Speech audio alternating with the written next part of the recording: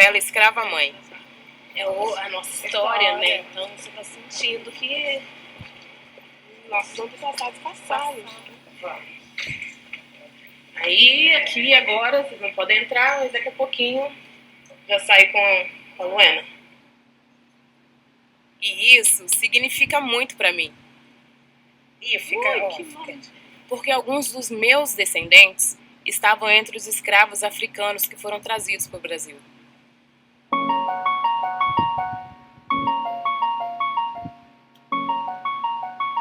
Só mais na frente, hoje.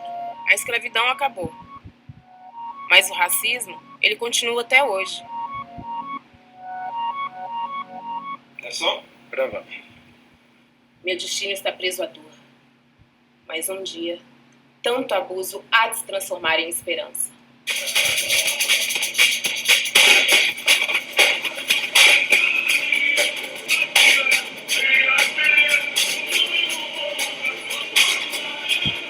Nós estamos na Acadêmicos da Rocinha. Vamos conhecer a nova rainha da bateria. Yeah, and a lot of the dances come from us. Samba, okay, salsa, merengue, reggaeton, all of that comes from us. Okay, so yeah, these you guys, here it is. We're the salt of the earth. You know what I'm saying? And we add the flavor to everything. You know, even though when the Lord was saying that it was twofold.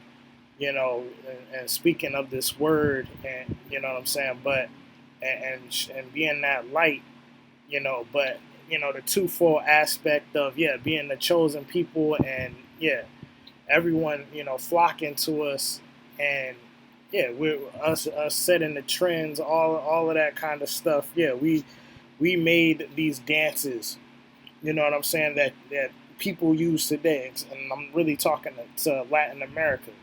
You know what I'm saying? So like you didn't, y'all didn't start. You heat those that be running your mouth. You didn't start samba or none of that stuff. We did. Okay, so even these people want to talk about culture vulturing and all of that kind of thing. You're the culture vultures. All right, so because y'all didn't start that. We did. All right, I might do a little extra later. Just showing that aspect of Latin America and the music, the food, and all of that. Ela vai ser coroada hoje.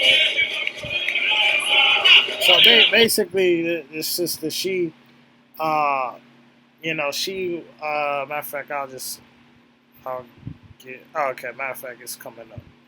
So basically, she's like, she was gonna be like, I think Miss Brazil or something like that, or like the chosen to be like the face of a show, and they didn't want her because like of her being dark-skinned Negro, basically.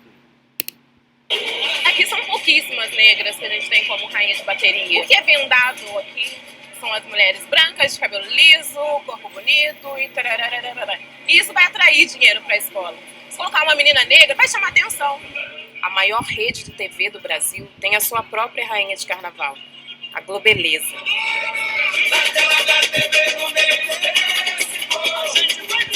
A gente vai virar na Globo. Quando eu tinha 6 anos, eu ficava em frente à televisão, sambando, olhando, admirando a Globeleza ali, tentando copiar os movimentos que ela fazia, sambar do mesmo jeito. As rainhas do carnaval na TV sempre foram mulheres mais claras que eu. Mas isso não me impediu de fazer o teste quando a Globo abriu seu primeiro concurso para achar a rainha do carnaval em 2013.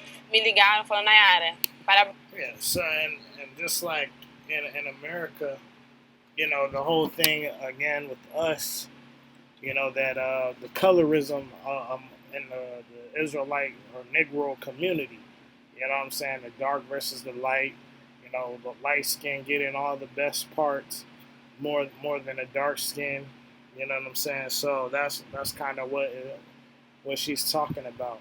And or you know the light skin can also represent just like the white woman, Latino, like I said, modern day, not obviously not Afro, but that's what I mean.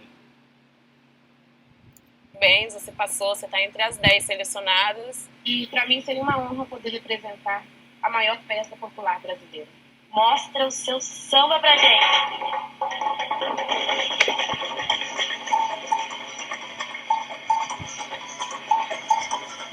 Durante o concurso parece que foi um conto de fadas, foi um mês maravilhoso que culminou com uma vitória que foi... Eve, she want to deal with this guy, you know what I'm saying? So that's just the thing with Brazil. They got a lot of self-hate, but in the same breath they talk about being racially oppressed, but they still deal with their enemies, because that's Israel always wanting to deal with their enemies, those that oppress us, So just like the scriptures say. Foi pra gente inesquecível.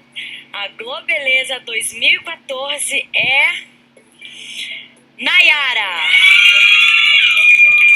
Eu não acreditei. Eu só queria olhar, o telão tava atrás, né, de mim. Aí eu quis olhar pro telão, eu só vi minha mãe ajoelhada no chão. Pra mim fiquei muito feliz mesmo. Everybody was like, wow, that's great. Maybe things are changing in Brazil. You have a very dark-skinned woman representing a Globeleza. As negras que estão na televisão dificilmente são tão negras quanto ela. Eu não pensei que ela fosse chegar num patamar tão alto, entendeu?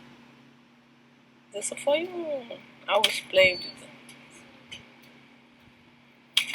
Foram maravilhosas as semanas. A gravação da vinheta, ensaios fotográficos. Foi muito bom até a vinheta entrar no ar. Que aí aconteceram algumas coisinhas que não foram tão legais, que viraram uma bola de neve.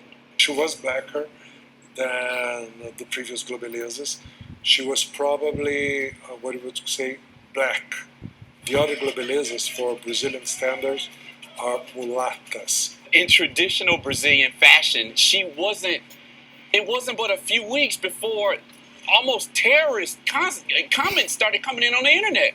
Chegaram críticas falando da cor da pele dela, né, por ela ser negra, que nunca viram uma globeleza negra. No meu Facebook entrava muita gente pra me xingar, pra me chamar de macaco. Calling her monkey, darky, you know what I'm saying? Those are all, bywords. Okay, so like I said, it's not only the name, but there's other characteristics. Like I said, the stereotype, the color of our skin, those all coincide into that curse. Okay, and going back to again the shaking of the head among the people, okay, of the nations. De neguinha, de Zé Pequeno, de outros termos pejorativos, não só preconceituosos, mas muito pejorativos, com a intenção de falar assim, ela não deveria estar aqui. Alright, so as you can see what video it is, so I'm gonna move forward to the next one. Let's see.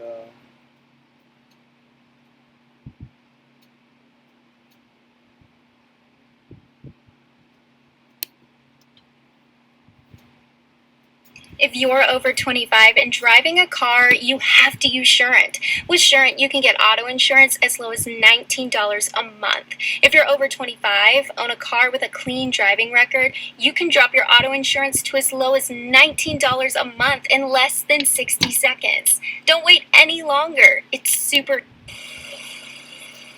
Part of the Olympic legacy was renovation of Rio's dock area, during which sites related to the city's slave trading past were discovered.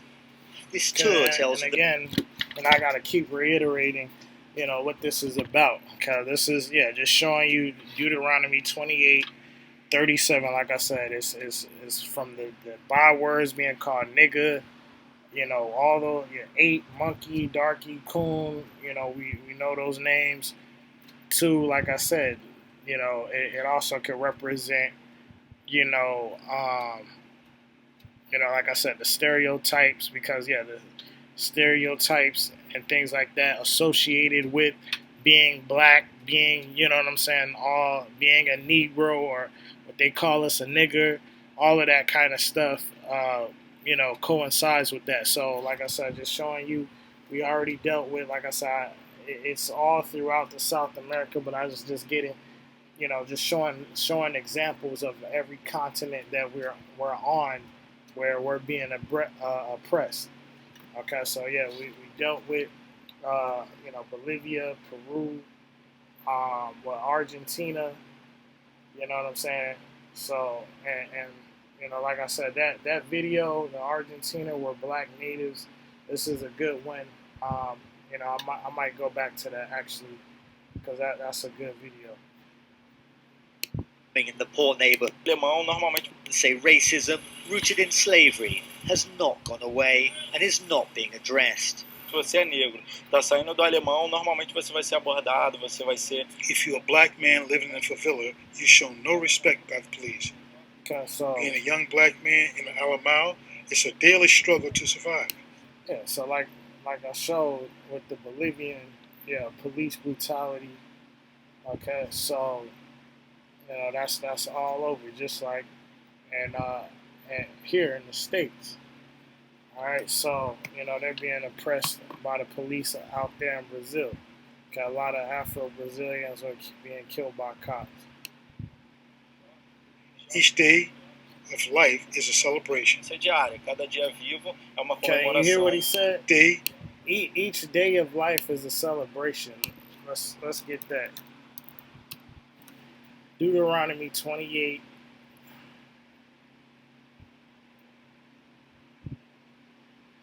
Let's get it.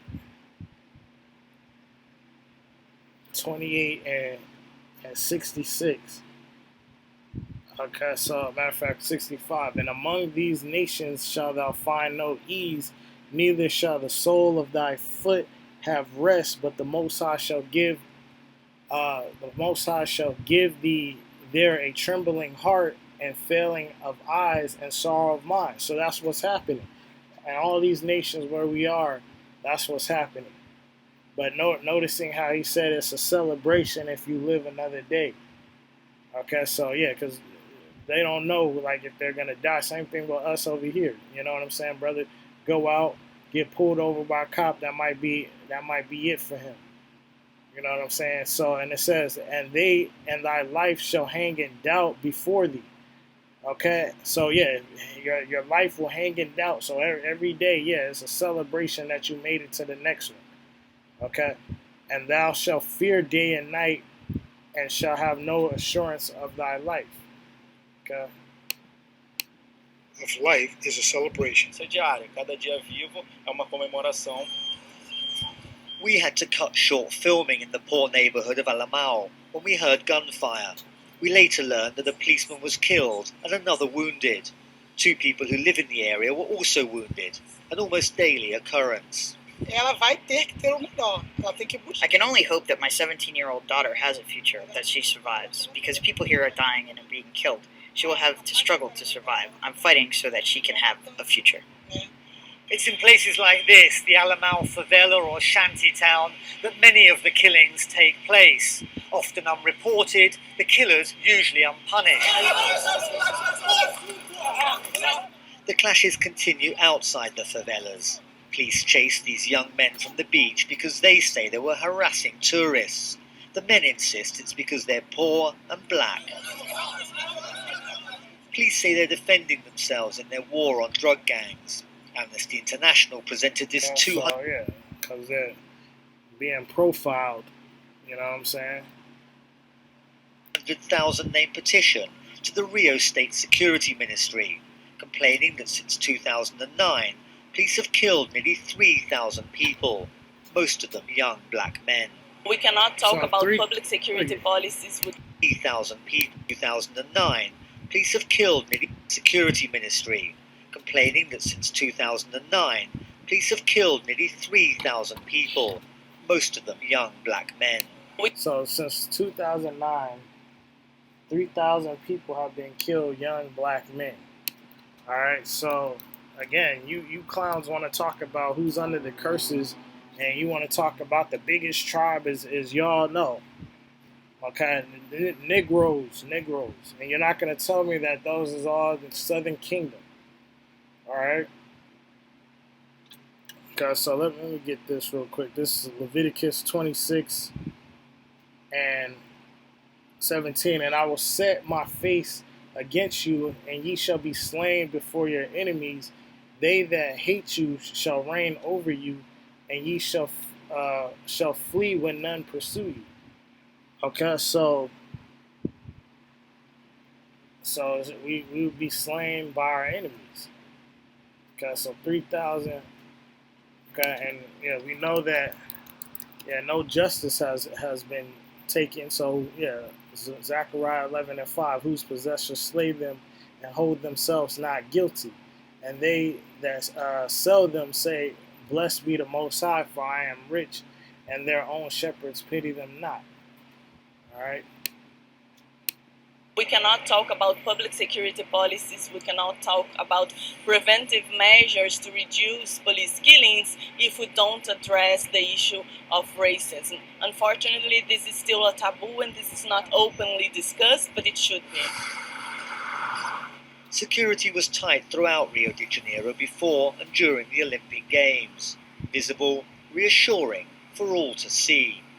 But operations... And why I keep saying that Deuteronomy 28:37 is the racism curse, because again, when you think of racism or someone being racist, yeah, they're hating on us because the color of our skin, the things that are being said about us, because of the color of our skin, or what, like I said, the stereotypes, those type of actions. Like I said, it's bigger than just being called nigger. You know what I'm saying? Like, because that's the byword. But again, it's underlining with being called that. You know what I'm saying? So yeah, that's why I said it's the racism scripture, racism lesson. My point in saying that because we're under the bywords of that. But yeah, a lot the systematic oppression, not being able to get a job because of the cut. Like I said, of the color of your skin, that all entitles with that. In the favelas were less open and were hard. Okay, because all the curses, it's all systematic. Again, like the Most High said, we would, the household would be messed up. You look at Negro's household, messed up. Okay, can't work. We done built up America, but everything was left to our oppressors. Okay, so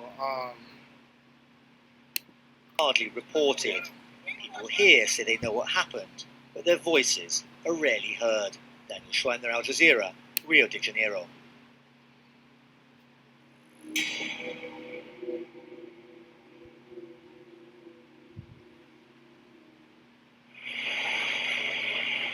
One day not long ago, Rio resident Tatiana Rivera noticed this little outdoor food court and decided she just had to eat at the chicken stand. Eu tava passando de ônibus e despertou interesse, o cabelo dela que é muito grande. Me atrai até de ouvir a história das pessoas que têm um cabelo parecido, sobre as coisas que ela passa. Call it hair solidarity, but something bigger is at play here. T.O.Z Feneira, the owner of the chicken truck, is at the heart of an Afro-Brazilian movement for black-to-black businesses. So that is, black. It said from black to black businesses. So going back to Zephaniah, 2:1. Okay, gather yourselves together, gather together, O nation I desire. Like we were bringing that out in the separation video. So even in Brazil, you got Afro-Brazilians that's basically trying to buy, quote unquote, buy black. Okay, so why you hate those? Yeah, you aren't a part of that. You know what I'm saying? So yeah, I don't see y'all, setting up shop to help. You know what I'm saying? So everyone's like everyone should be for their own nation. Like the scriptures say, everyone's gonna turn back to their own nation and their own people. Okay, when all hell breaks loose, there ain't gonna be no damn black and brown unity. So I wish you guys would stop pushing that. Okay, and again, like I said, if you want to serve the Most High, go ahead. Just don't lie about who you are. Okay, and don't try to lie on us or try to say we're something, we're not something. You know what I'm saying? Or try to make it equal. Like I said, these guys want to talk about because of the damn chart. You want to talk about we're the minority, you're the majority, and then when it does come to dudes that aren't necessarily Latino only, they want to act as if it's a 50-50 thing. Like, okay, yeah, there's some Negroes that aren't Israel, which we can consider that, but it's not like a 50-50 thing. Like modern day Hispanics, yeah, 50% are Israel, and 50, yeah, the rest aren't. No, it's we're the majority, point blank, period. Okay, by history, facts, all of that. You know what I'm saying? Like I said, the curses that would be on us, we would be scattered. You know, that's why I'm doing a lesson like this, because you'll find Negroes in all, from the west to the east, west to the eastern hemisphere, being oppressed. Okay, so you're not gonna see no Mexican in Russia being oppressed, you know, or you know what I'm saying, rarely, you know, maybe because they're out there in school, but or something like that. But the point is, again, the Negro is, for them to even say anything about us being Canaan and not fitting the curses, they're in the air off tops. Okay, because you're not going to be able to show, like I'm proving here, that yeah, you're in every country. You're in the UK, you're in France, you're in Africa. Like, because I'm going to show in Tunisia, okay, which is Carthage, you know, ancient Carthage, that Jake is being persecuted there, and you had tons of Jews that were there. So you clowns talking about Carthage and Canaanites, when really, if you want, yeah, the Carthaginians could have been Jews, because again, we remember you had Paul, he was labeled as a Roman. Okay, so we was being labeled by these other nations. Okay, so you know, that's just a point though. So let's go back here. Brazilians producing stuff, then selling it to other blacks. Ribera, who is Afro-Brazilian, her movement for black-to-black businesses. That is, black Brazilians producing stuff, then selling it to other blacks. Ribera, who is Afro-Brazilian herself, says she's since learned about black-to-black and is now a happy regular here. Quase não se tem empreendedores negros. So, and you can see her hair, you know what I'm saying? Obviously, she looks mixed. I don't know who the father is or whatever the case is, but you can see, you know, some Negro in her, you know, regardless of how she looks. Yeah, she could pass for a white woman.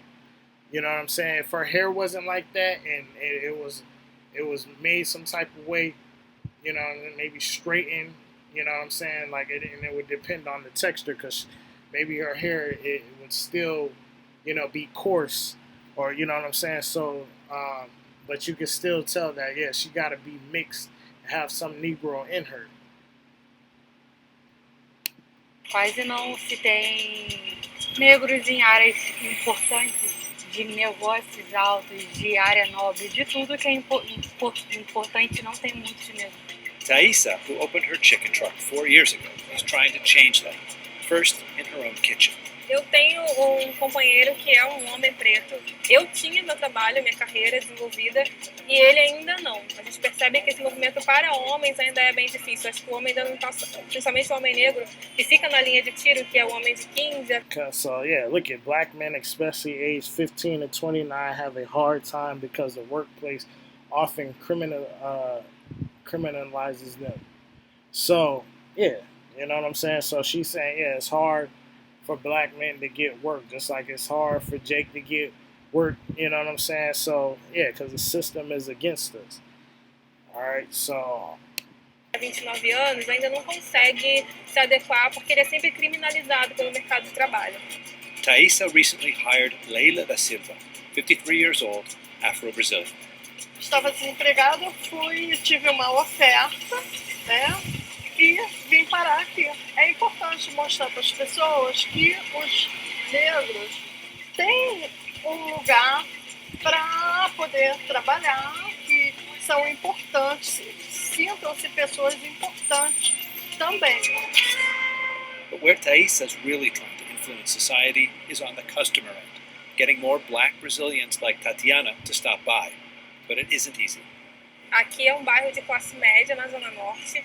Então a presença do negro ainda é pequena. Então é uma luta que a gente trava, e trazer amigos que sejam pretos. Eles não podem comer todo final de semana aqui, porque ainda tem dificuldade no acesso ao capital. Some 56% of Brazilians identify themselves as black. Yet they... Even like Haggai says, you know, we put in our bags and holes. You know what I'm saying? Let me see.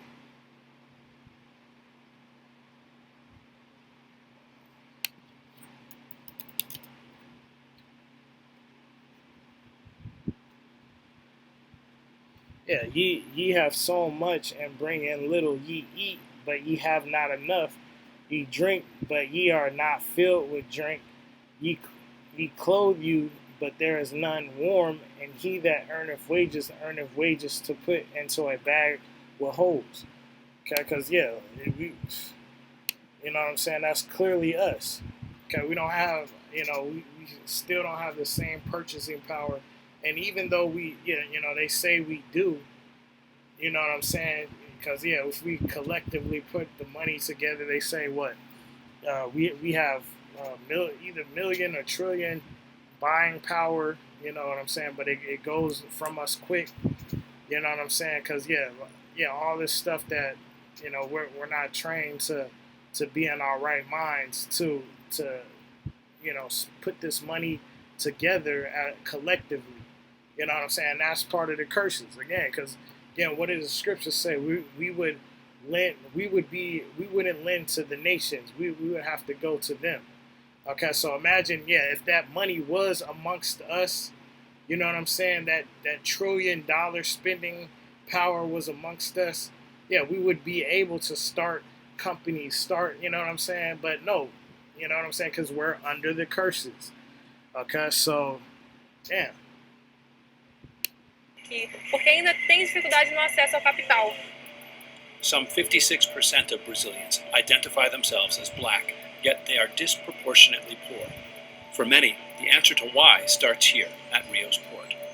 This recently discovered pier was where Africans were first received in Brazil as slaves. 5 centuries ago, up until 1888, they remained the property of whites.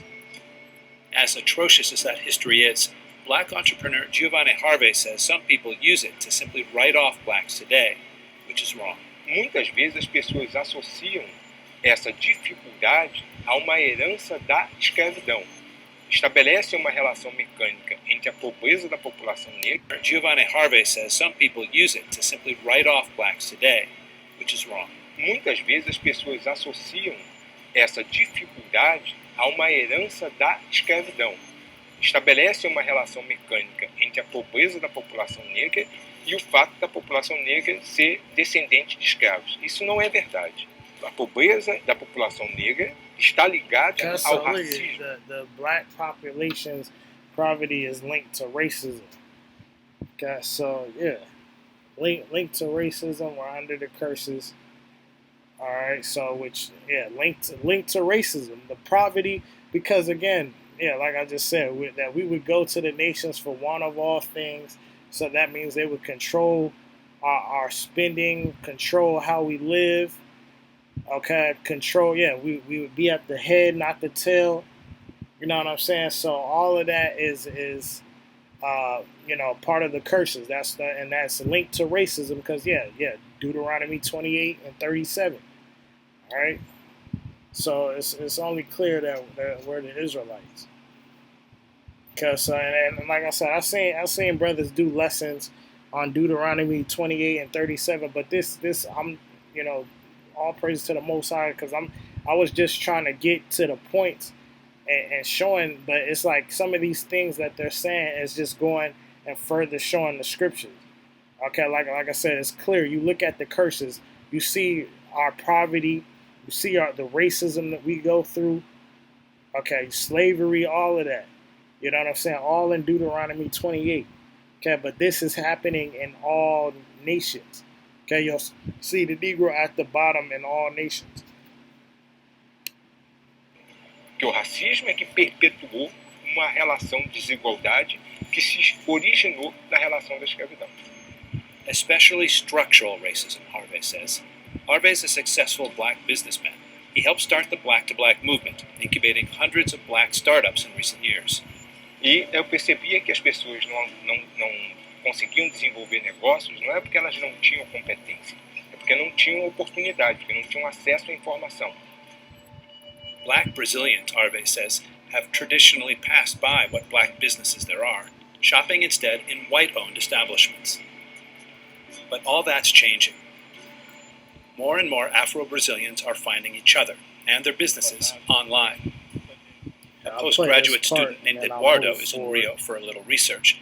He's renting a room in this apartment.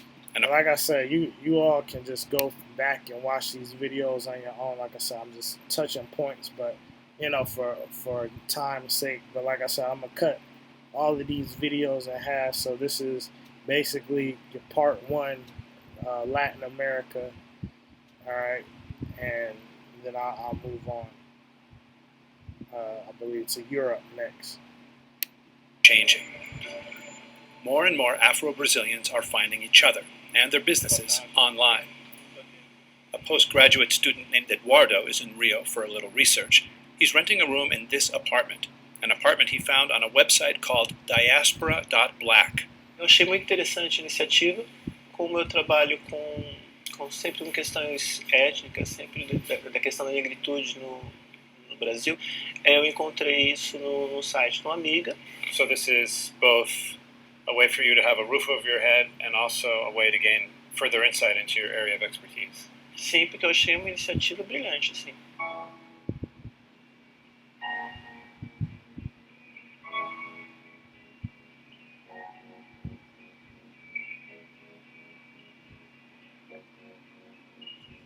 Diaspora.black is an online rental portal, like an Airbnb for dark-skinned Brazilians. These 5 guys started it. They're still in the beta stage, but they've got hundreds of people using the site, in Brazil and in several countries, including the US. What brought them together? Racism, they say, when traveling themselves or hosting, says Carlos Humberto. Eu vivi algumas experiências num outro site que eu usava, né, o Airbnb, onde eu locava meu imóvel, de pessoas que chegaram na minha casa, meu perfil não tinha foto, então quando a pessoa chegou na minha casa, que me viu, eles se sentiram eles ficaram visivelmente muito incomodados, assustados, e eu fui comprar umas frutas, umas flores para eles ficarem em casa, e quando eu retornei, eles tinham ido embora e disseram que não era bem o que eles esperavam. Na verdade, quem eles esperavam não era eu, né? Eles não esperavam que a pessoa que fosse acomodá-los fosse uma pessoa negra. So while these guys support the ongoing struggle to eradicate racism through education, public policy changes, and so on, their project pulls an end around. If you can't accept us, it's telling white society, we'll move on without you and prosper.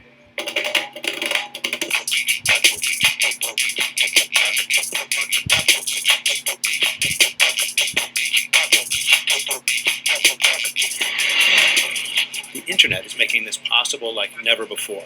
Entrepreneur Giovan Buenacosta has crowdfunded an app called Quilombo that helps you find much more than just apartments.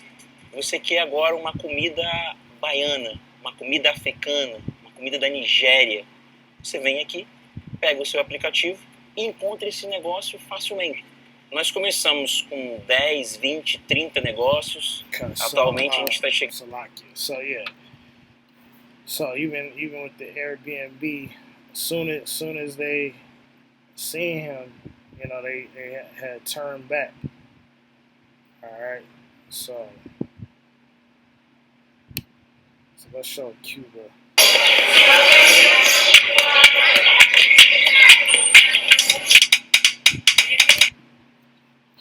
Good. Chicago, Nueva York. Hey, Chicago, Nueva York, Texas. Texas. Florida. Washington, D.C. También está para allá arriba, Oregón, pegado a Canadá. Frontera con Estados Unidos y Canadá. Sí, yo entiendo. Y Barack Obama a la Washington, D.C. Sí, ¿te gusta Barack Obama? ¿Sí? Es mejor. ¿Dónde es ella? Ahora te vamos a dar la en Cuba. He does show you right now. Es amiga de nosotros, personal. ¿A dónde es ella? Los lugares te puedes fijar. Quiero un video de Rastafari. Alright, so, yeah, I'm gonna just let it play. So this Cuba.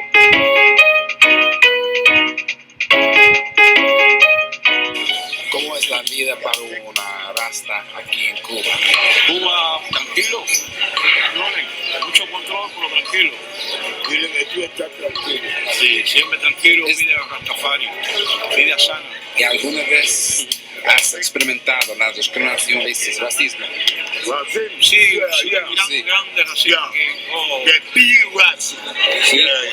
Grande racismo. Ellos lo han preparado todo para tenernos nosotros en la calle, chocando. Exactamente. Por ejemplo, si hablan un sitio de trabajo, cómo estén actuar. Los lugares te puedes fijar, todos los lugares donde hay defensa para la persona defenderse, en la calle. Muchos negros, explican ahí, Jimmy, intelectuales están en la calle. Bueno, muchos negros. Sí, muchos negros. De Cuba, sí. Que son intelectuales y tienen conocimiento grande, están en la calle. Para chocar. Y entonces, many people, white people, say Cuban white, for me it's Capero.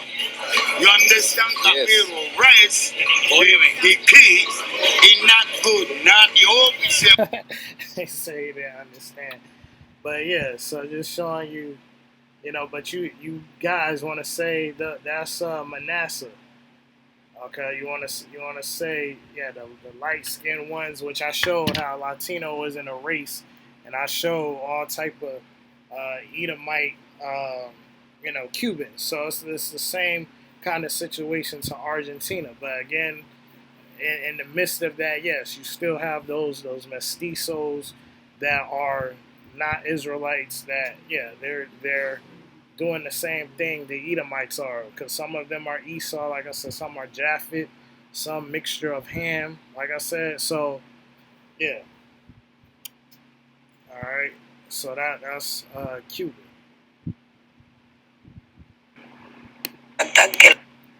All right. So this is Cuba. You know, this is another thing about Cuba. Okay. So and then it's a brother I know. His all right, so this is another thing on Cuba. So this is from I couldn't find because I know there's the other brother that's on YouTube. I was looking for this video, but I found it with this other brother that I follow on Instagram.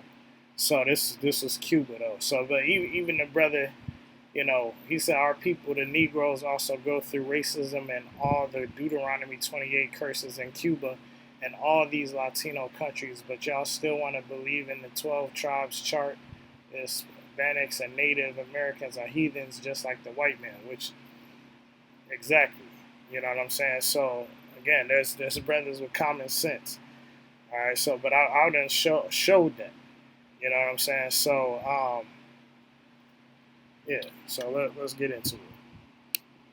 La población penal en Cuba, la mayoría, o una gran parte, un 60%.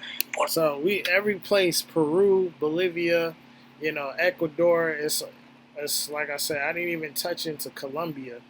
You know, I might have to do another part and look at Colombia. But yeah, like having hard times finding jobs. Just read that about Brazil. You know, the sister was saying it's hard for black men to get jobs.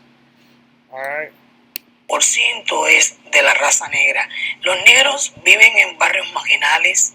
Los negros para conseguir trabajo.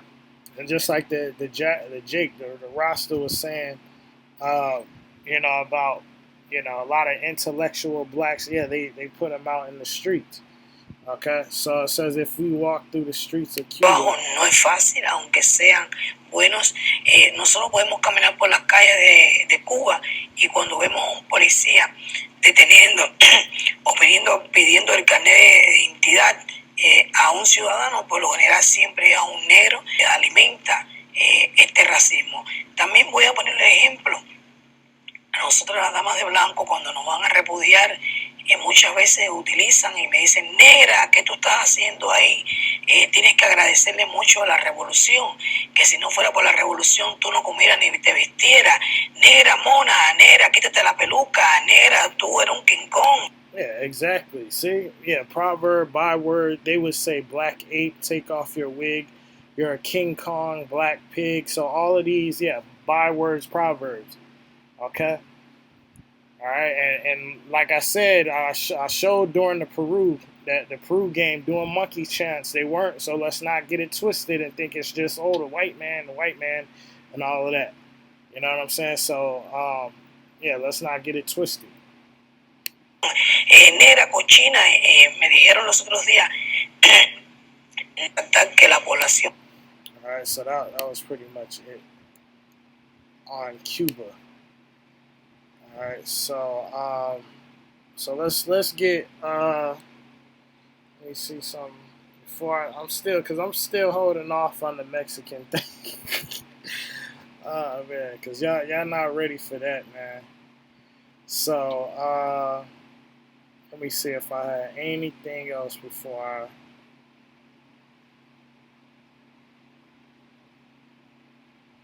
Cause I'm gonna just finish up with the Latin America, and like I said, I had a few things with, so like North America, it's not too big. All right, so matter of fact, let me start off with this. Hey, do you have an email address? There are 4.6 billion email addresses in the world, and we want to offer you this free book to show you how to create. It's a lot, matter of fact.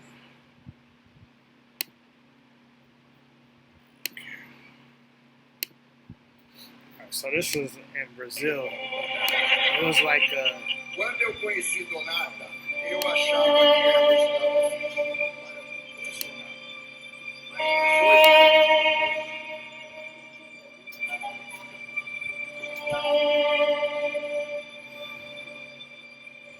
it was like a party amongst Edomites, like, and the theme was slavery. So they basically had Negroes, basically playing those parts. Okay, so yeah, like mockery. You know what I'm saying? Mockery. Okay, proverb, byword.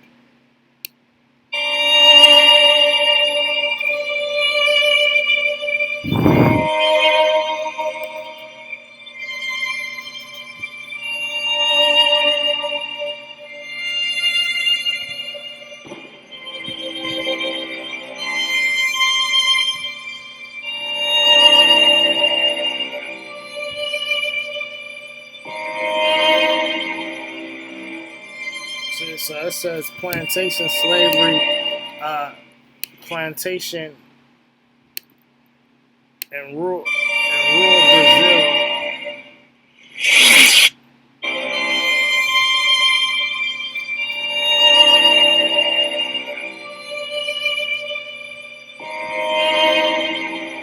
So yeah, so I don't want to hear no more about T.O.Z. Yeah, they work so hard and all of that. You trying to say they boycotted? Again, I showed Peru. I showed all these places where Afro Latinos are low. They're getting paid nothing. Okay, right here we're just reading in rural Brazil. There's still plantation slavery going on. So yeah, you guys quick to they're under the curses too. Like, you know what I'm saying? But again, these are the real.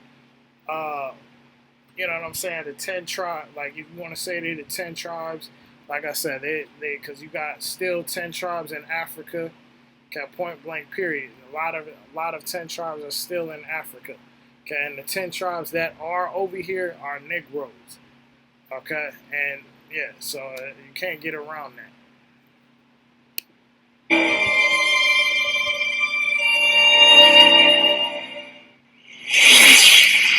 Alright, so that was that. Alright, so I have comments that go with this. So I'm gonna try to see if I can find comments that go with it.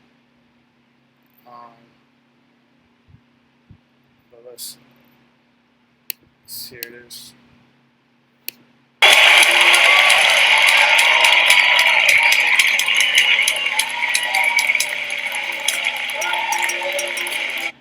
Sweet Caroline. That's how you find white people everywhere. That is their battle cry. Oh. All right, no blacks. Let's move on. Y volver, volver. That's how you find the working class. So you know what I'm saying? That's how you find the working class. Like I said, we've been shown that Negroes, work for nothing too. You know what I'm saying? So we're not gonna. They only do jobs that no one else wants to do. No. We showed in Latin American countries, Afro Latinos, same way. Okay, so. Okay, and like I said, you can find that about, like I said, Chinese. You know, the Chinese and the what they say, the sweatshops and things like that. Okay, so you're in the same. If you want to try to act like that, then you would be in the same boat as them. That's how you find people that work 40 to 70 hours a week and call in sick from the club. I'm not gonna make it. I can't find an Uber. Sometimes I do that joke in places where there are no Mexicans, like Hartford, Connecticut. I got a sweet Caroline. Everybody stands up. They're fucking carrying me and shit. They give me an All Lives Matter shirt. They make me a luminario. And then I do the Mexican one, y volver. No one gets up. But from far away, I hear the kitchen staff. Volver. Aquí estoy, pinche pocho. Tú dime, cabrón. And I look at them the way Mexicans look at illegal Mexicans. Fucking wetbacks over there. Those fuckers made it far. That's how we are, huh? We get racist against each other for fun. Like when there's no white people in the room or no African American people in the room, shit, we start noticing dark fucking Mexicans. We'll be dancing at the wedding and shit. What the fuck, bro? Who invited Chocomil over there? That's the darkest Aztec warrior I've seen in my life. Fucking Kunta Chente, bro. You see, and he mocking, you know what I'm saying? So like, because maybe those dark Mexicans that may not look Negroid, might go back to some Negroes basically. But my point is, you see how he talking about the darkest Aztec, you know what I'm saying? But that's a part in here that I was trying to get to. Oh shit, he got me. Like, I consider myself a dark, Middle Eastern, ISIS-looking Mexican. But if I see a darker Mexican, and it's funny because he do look like he could pass for an Arab, but again, dumb clowns like these Latino onlys like this clown, what's his name? I showed Czar Shimeon or whatever his name is. Putting up modern day Arabs and acting as if those were the ancient Israelites or the ancient people of where Abraham came from. Okay, so that you're a joke, man. So you guys can look like the modern day, the Ishmael and stuff like that, but you're not the originals. Okay, or you know what I'm saying, you're not the original Israelites. You're not the original people of that land. Point blank. Period. Again. Hey, bro, what the fuck?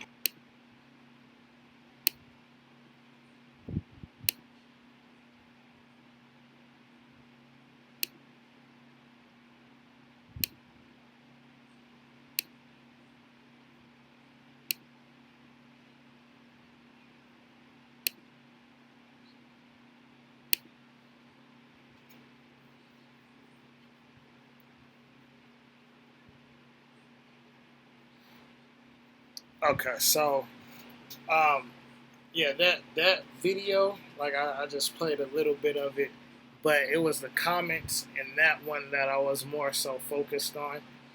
Because I'm about to show this thing with George Lopez. That's the one where he says some crazy stuff. But yeah, this is from, as you can see, is from the same video you just watched. But it said, as a black guy, I've experienced way more hate and racism from Mexicans and or Latinos in general than any other racial group anywhere.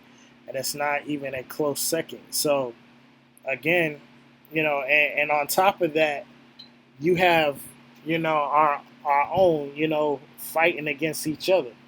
You know what I'm saying? So that's the thing about it. You know what I'm saying? Like, is how are you gonna try to say that in one aspect it's just, it's basically Israel, Ephraim, Judah vexing Ephraim or whatever, the brotherhood is broken, and that is between us and Hispanics. But then, you don't really take account of, black on black crime. You know what I'm saying? No, you know what I'm saying? So again, that's one is, black on black crime is, hatred amongst the nation of Israel, and the other is hatred among the heathen, the other nations, the curses that we face. All right, because again, we beef and hate each other. In some aspects, it is racial, like the dark skin, light skin thing. But for the most part, we beefing over dumb stuff like colors.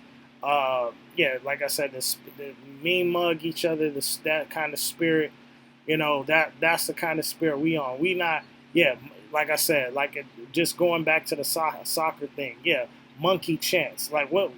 You know what I'm saying? Like that's Esau. You know what I'm saying? That's these other nations that make mockery, blackface, ape, see us as apes and all of that. What type of that ain't no brotherly bond is broken? No. You know what I'm saying? So that's just showing y'all not our people. Okay, and like I said, salvation is for everyone. You know what I'm saying? If you recognize the Most High, and His Son, understand who they were. Okay, understand who the real Jews, Israelites were, which was Negroes. Okay, so but don't front, and acting like you're majority of the nation and all that heresy that basically Esau be trying to push. Okay, and as you can see, dumb stuff like this, no such thing as Mexican with African descent, effing idiot. You know what I'm saying? So this is the stupid stuff that is being said. So Job Issachar, is this your people? Okay, so are you, because if you claim to be Mexican, same thing with Northern Kingdom prophets, do you feel this way? Okay, and then on top of that, I would have to ask you, are you a Mexican with African descent, or quote unquote African descent? Because coming from the transatlantic slave trade, okay, which we know Israelites were there. Okay, and then like I said, I showed the Aztecs and everything, so they were Negroes. So are you from that?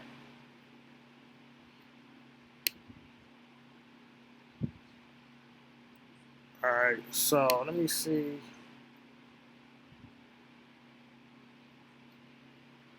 That's Instagram. So I think that was it on that particular video. Okay, it says, no way us Asians get mad love from Latinos. We work and drink just as hard.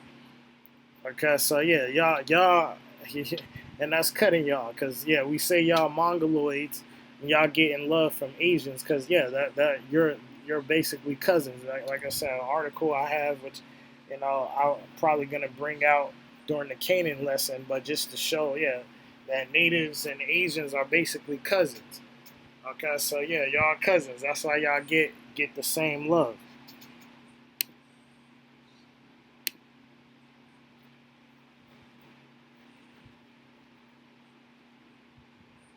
And he said this exemplifies perfectly how Mexicans ignore the extent existence of Mexicans and of African descent. The thing is, we don't care. So it's like, but these are supposed to be our people, though. Okay, we don't care about the dozens or so. So I mean, that's what I'm saying. Like, but we're gonna sit here, like I said with Job Issachar, you're gonna sit here and talk about a debate with me, and you can't, like you can't even get no understanding off of stuff like this. You know what I'm saying? Like, I would slaughter you, dog. Like you don't even want to step into the ring with, and it's not even about being proud, but like, bro, like I'm just showing a video of us fitting the curses, and I'm exposing the people, your people who you claim is supposed to be our people. You know what I'm saying? But yeah, like you know what I'm saying? You're not ready to go toe to toe with me on any type of scholarly level, because you can't even get the small. I didn't show just showing pictures. You can't even get that. You know what I'm saying? And like I said, all you got to do is go check out Corey Mayhew, check out A1, which name autogenous one. You know what I'm saying? Just certain Jake. You know what I'm saying? Even though Corey Mayhew is not necessarily a Negro, you know what I'm saying? He said he got some Negro in his line, so you know it is what it is. But the point is, like. You know, they bring out this stuff on the indigenous and you know, like the Aztecs and so on and so forth. All right, so let's get on this dude George Lopez.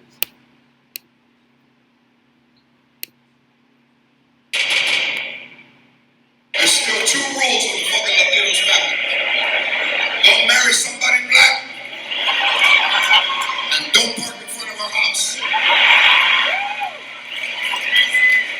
So even just that as a thought, don't marry somebody black, and ain't that the same thing? The Esau be running around here making sure they don't be with a black man. Ain't they the ones pushing that? You know what I'm saying? Again, because if we're the same people, well, yeah. Some people might say, oh, okay, well, you know, and that's because of the self-hatred.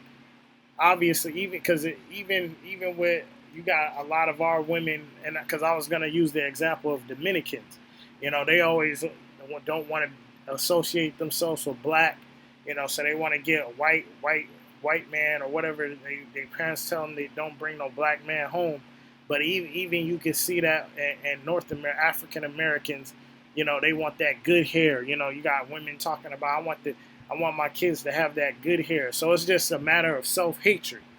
Okay, but like when the white man does it to it, it's racism. It's racism. So likewise with Latinos saying this, it's racism.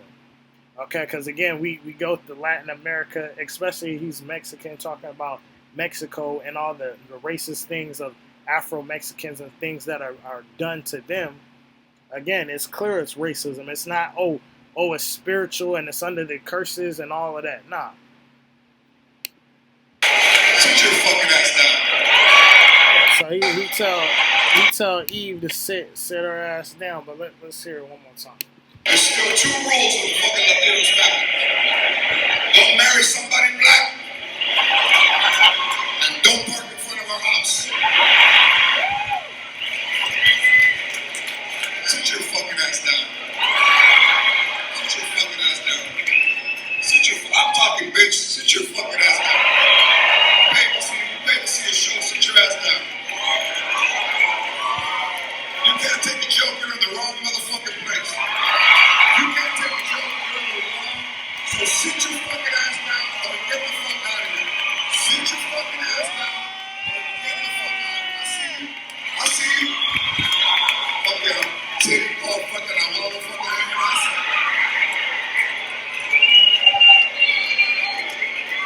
You got 2 choices. Shut the fuck up or get the fuck out. I'll tell you what, I'll make the choice for you. Yeah, and you just see the hostility. So this dude, he's talking about don't marry no one black, and then he's gonna get mad. You know, Eve probably says something, and he's gonna get mad, and get the F out like that. But you're supposed to be our people. Here it is, joking about something that you supposed to be our, like I said, supposed to be our people. You know what I'm saying? But yeah, so it's just it's crazy. All right, so that's it on that. But matter of fact, let me go to.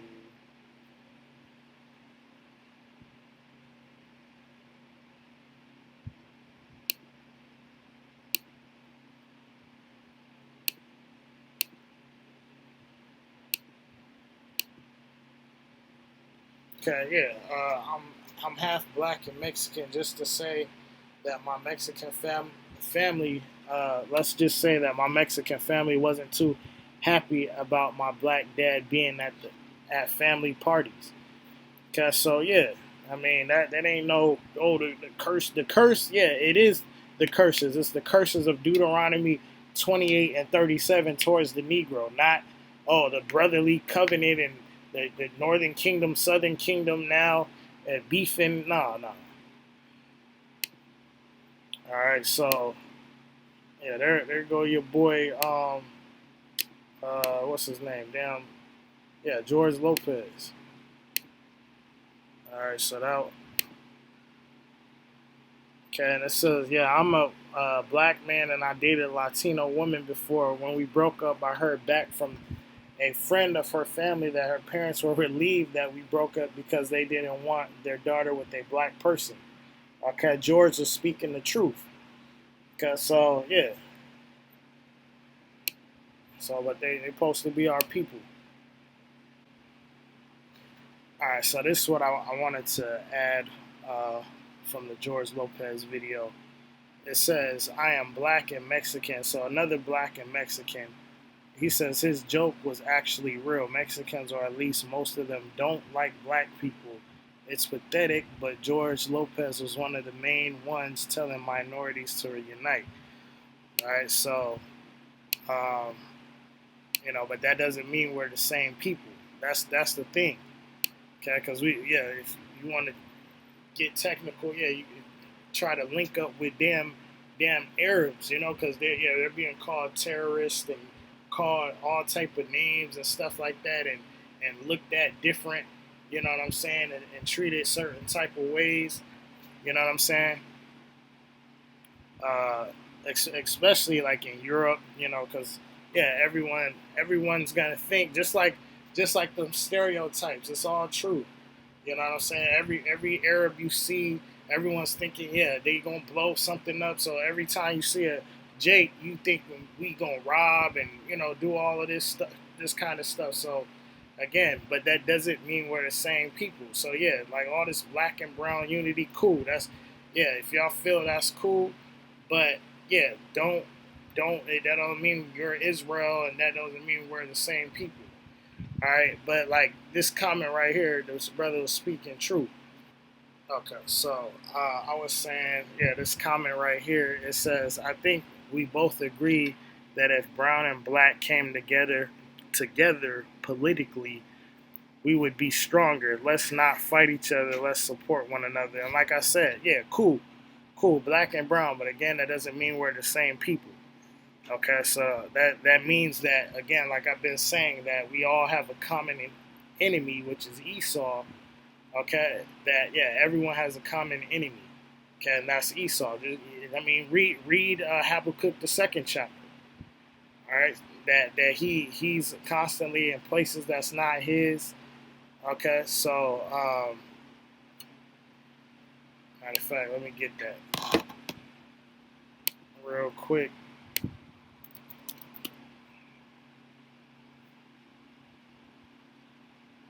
Yea, also because he transgressed by wine, he is a proud man, neither keepeth at home, who enlargeth his desire as hell, and is as death, and cannot be satisfied, but gathereth unto him all nations, and heapeth unto him all people.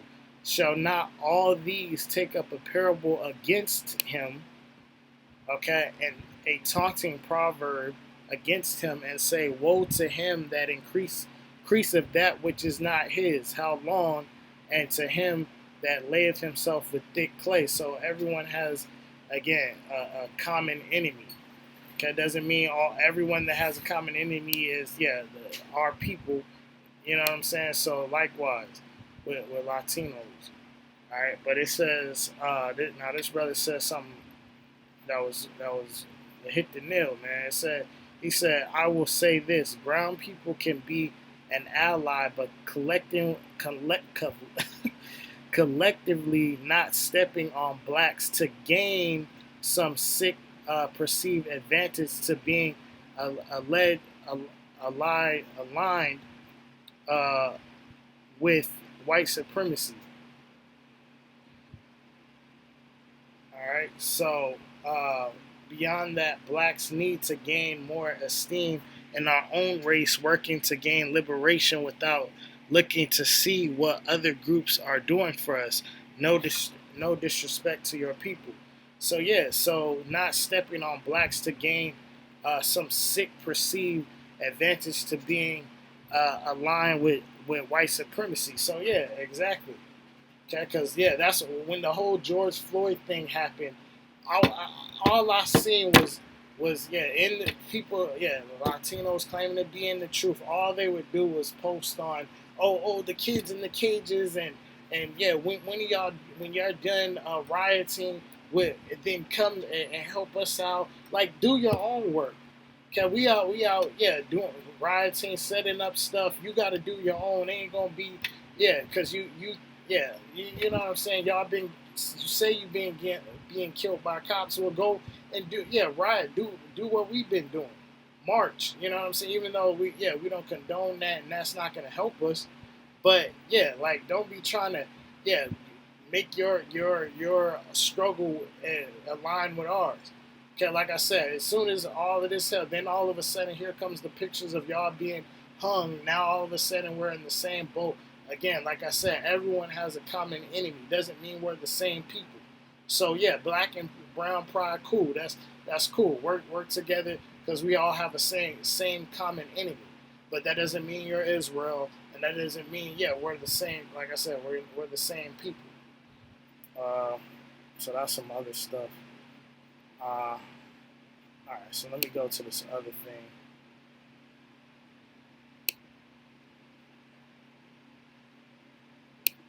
All right, so this woman, she kind of bringing out some truth about Mexico. That showed in the comment section. I mean, anti-blackness that showed in the comment section. I mean, come on. Just do some research and take a look at history.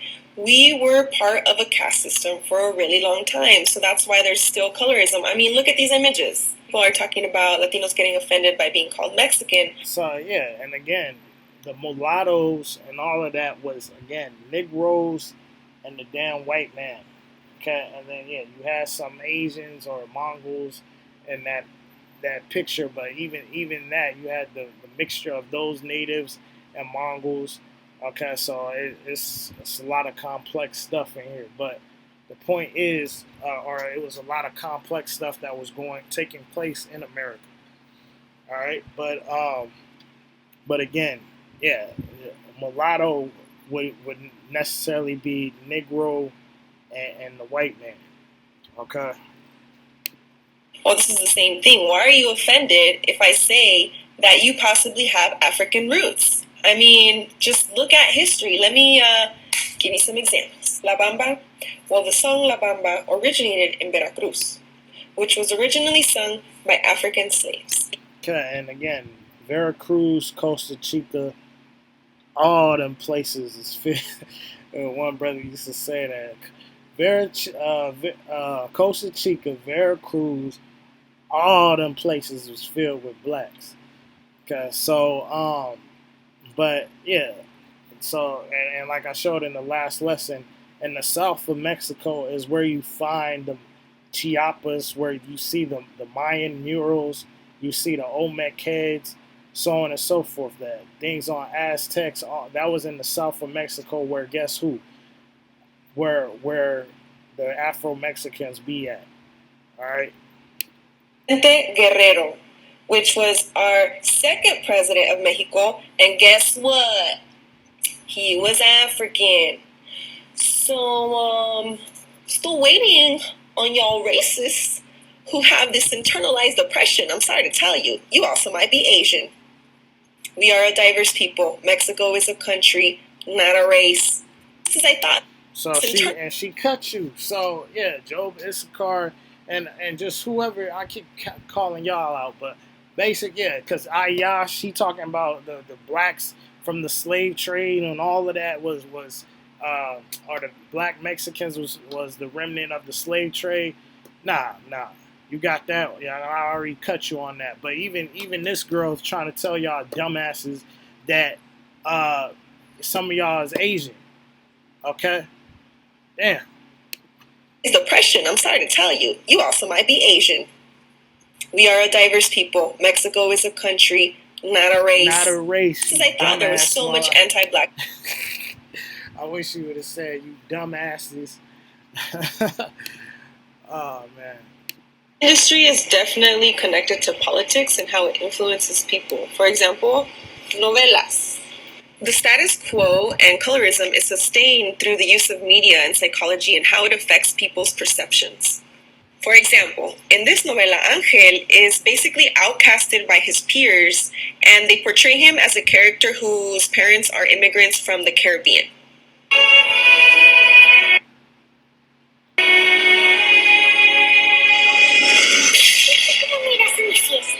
Negro odioso.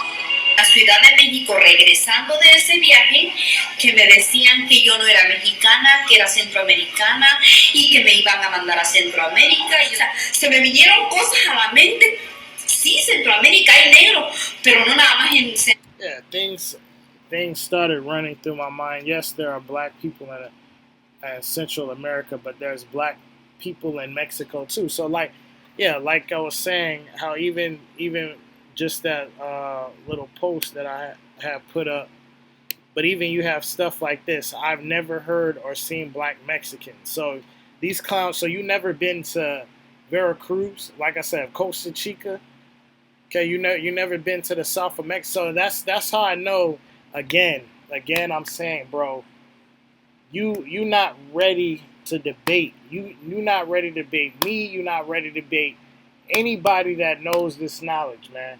Knows any type of indigenous American history, not what's outdated. Because if you can't even understand that there was the Afro in all of these places you claim to be, Aztec, Mayans was in the south of Mexico where Afro-Mexicans are till this day, where they're concentrated at, then yeah, you don't know a damn thing. You're just like these clowns, like this guy.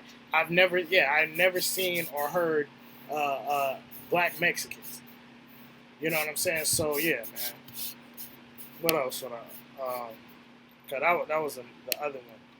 I mean, this right here, George Lopez film verbally abusing female audience member who didn't laugh at his anti-black joke. So, let me see here in Mexico, saying "mi negra" is equivalent to saying "my darling," and 90% of Mexicans have never seen a black Mexican girl. So, again, these guys are a damn joke. That's why the guy right here is saying 90% of Mexicans have never been to Oaxaca, Veracruz, or Guerrero.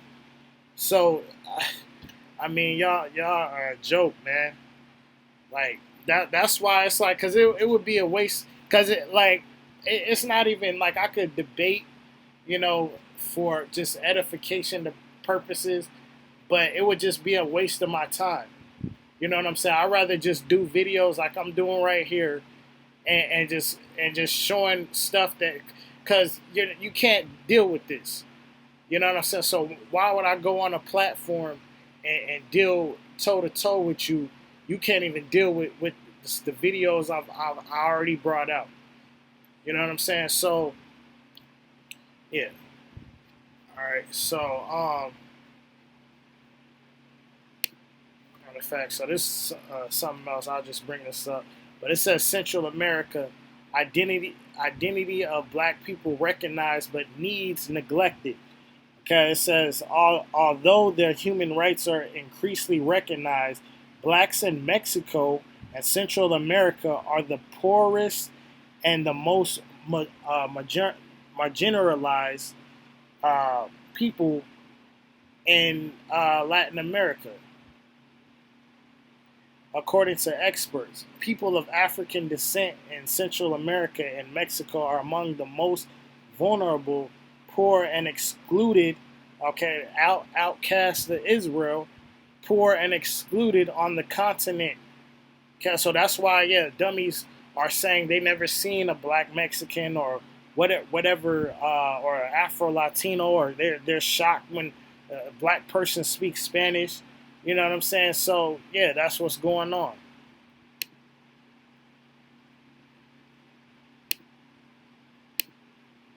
Okay, it says Belize, Costa Rica, El Salvador, Guatemala, Honduras, Mexico, Nicaragua, and Panama have signed international agreements to protect the living standard of blacks and ensure they are equal to those of the rest of the population.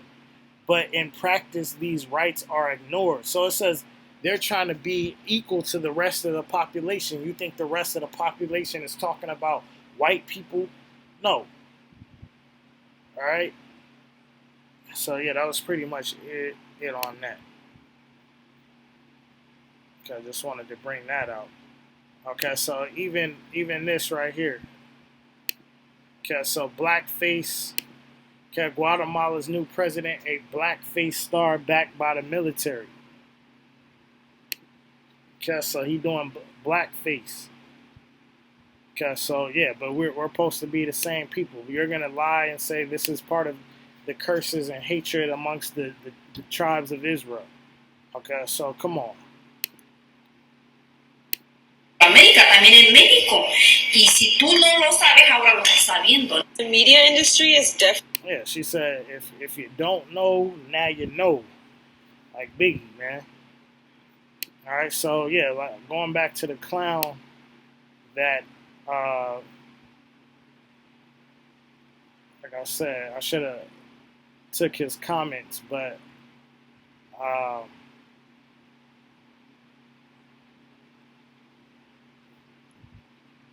talking about Ronaldinho.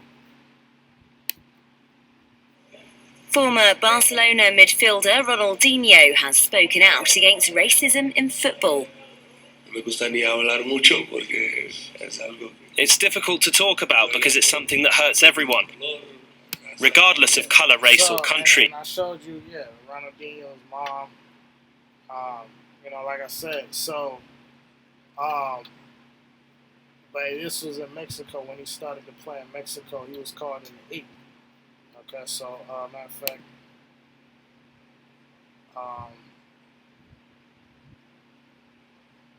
so it said, hold on.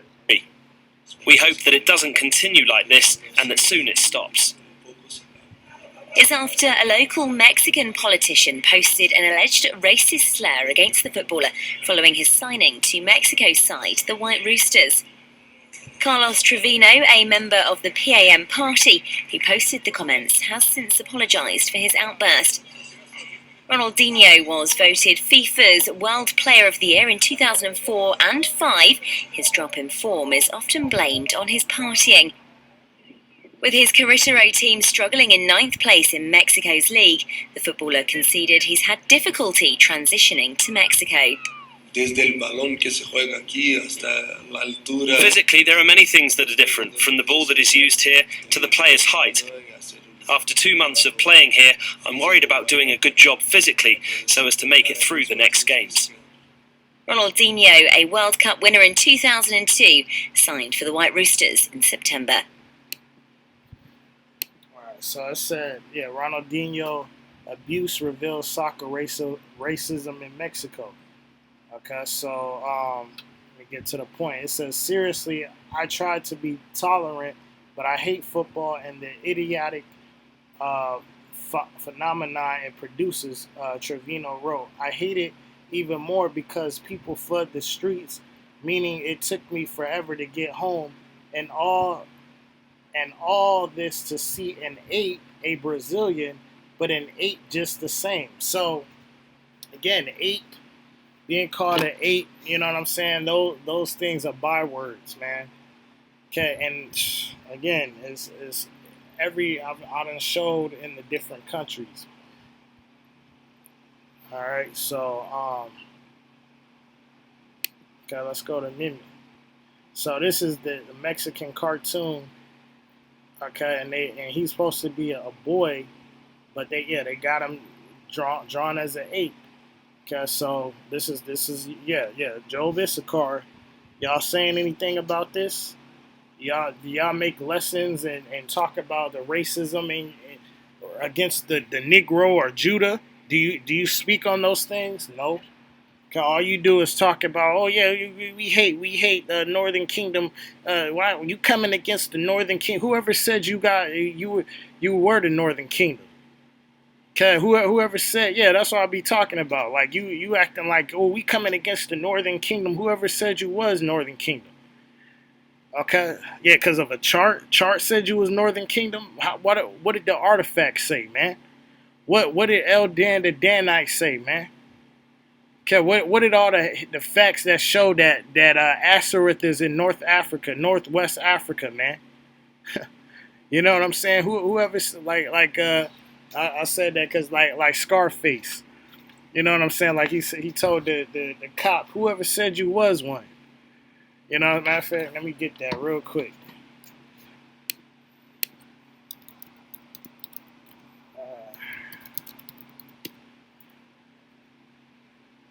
Let me show that real quick.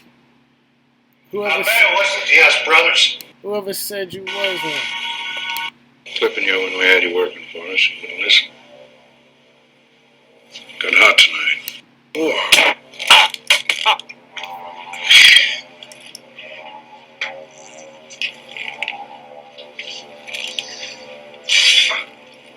Kid, shoot a cop. Whoever said you was one. Wait a minute! So I don't want to put all that violent stuff, but basically, yeah, whoever said you was, you know what I'm saying? Whoever said you was the Northern Kingdom. All right. Okay, because you got your facts wrong. Now, if you was coming humbly and you was like I said, you bringing out the images, you showing the real Aztecs, you saying yeah, we was Negroes. You showing the Syrian captivity. Yeah, they was Negroes. Yeah, we come from the Negroes. Yeah, I'm a Negro. Like anything, because you guys is acting like you're not Negroes. Okay, but yet the tribe, the Israelites were Negro at once, and now they become unrecognizable. You know, so yeah.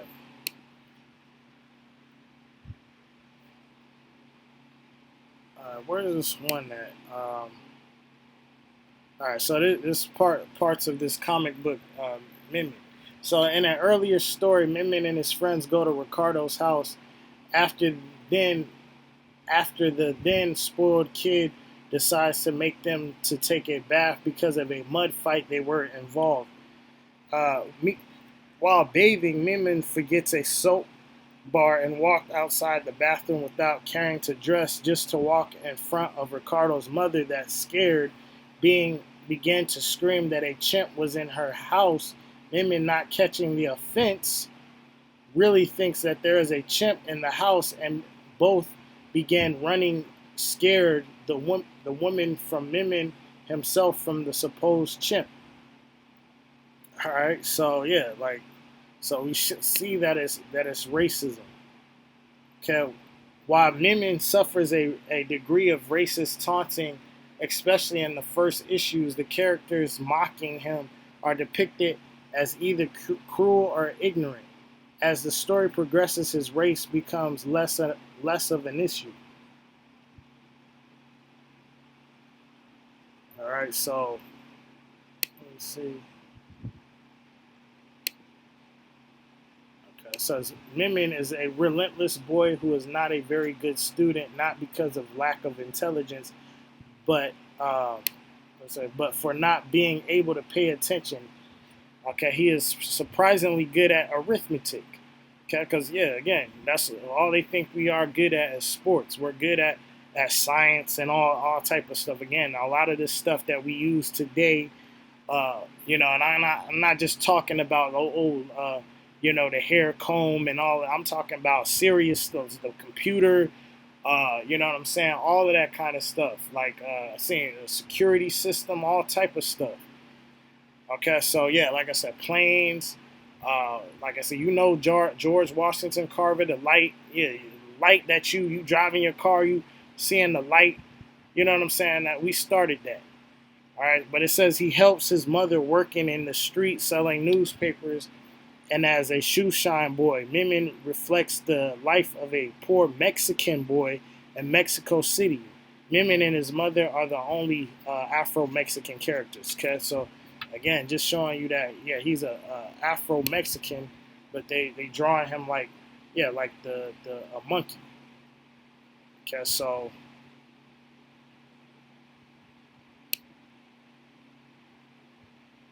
this is just some extra comments. All right, been working in a facility with a lot of Hispanics. I can tell how racist they are with blacks, even more than white people. Most of them don't even speak English well. All right, so yeah, I had some immigrant students' families tell me that word is when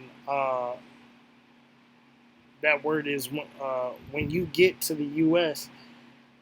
Don't hang with black people because they will treat you like them, and there are,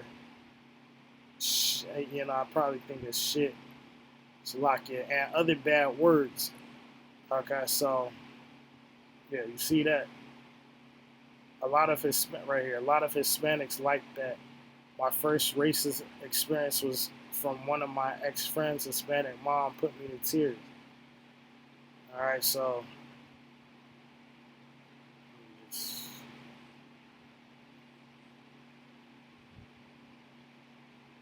okay, so yeah, this part. Let me play this. All right, so we almost done. So this, like I said, this is the Latin American part of the video, which I know it took mad long. You know what I'm saying? Hoping y'all getting edified. You know what I'm saying? And like I said, that's why it's not trying to. You know, I know Israel got a short attention span, so you know I didn't want to just be me reading, but actually videos and things like that, so you can see, you know, see what's going on. Which some of the other continents, so to speak, won't be like that. So yeah, when I deal with Europe, you know what I'm saying, and Asia, you know, it's not going to be like that. Not too long, per se. All right, so now what happened? Okay, matter of fact, I'll just let it play. Gotta play that too. Okay, matter of fact, let me show this right here. This guy, Nicholas, and you see he looked like a damn sumo wrestler. Okay, so but yeah, Nicholas Bradley Acosta. So I'm sure he's probably Mexican. You know what I'm saying? But it says, I would lay each one of them black mother out, shoot each one in head, let's hang them like before and beat out of them, and when they're bleeding, throw gas and light them up, let them burn more. So yeah, this is coming from this, and yeah, somebody, oh, that's fake. You know what I'm saying? But yeah, you can go verify it. You know what I'm saying? But yeah, he look Asian. You know what I'm saying? So yeah, like the girl was saying, yeah, a lot of y'all is Asian. Okay, like we've been telling y'all.